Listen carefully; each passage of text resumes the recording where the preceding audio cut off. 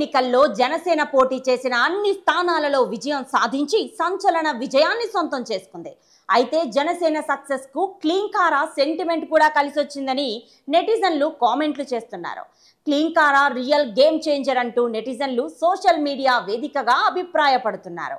క్లీంకారా పుట్టిన తర్వాత చిరంజీవికి పద్మవిభూషణ్ వచ్చిన సంగతి తెలిసిందే. క్లీంకారా పుట్టిన తర్వాత RRR సినిమాలోని నాటు నాటు సాంగ్ కి ఆస్కార్ అవార్డు వచ్చింది.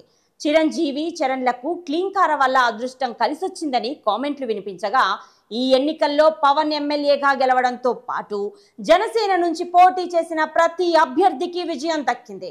21 అసెంబ్లీ స్థానాలు, 2 ఎంపీ స్థానాలలో విజయంతో ప్రస్తుతం దేశవ్యాప్తంగా పవన్ పేరు మారుమ్రోగుతోంది.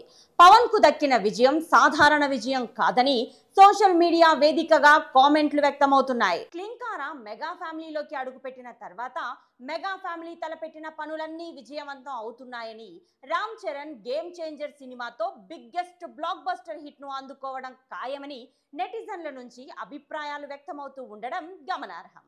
ఇక పవన్ కళ్యాణ్ త్వరలో తన సినిమాల షూటింగ్ లో పాల్గొననున్నారని తెలుస్తోంది.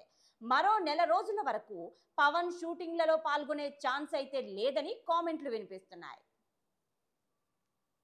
ఇలాంటి మరెన్నో ఇంట్రెస్టింగ్ కంటెంట్స్ కోసం please do subscribe our channel. Thanks for watching.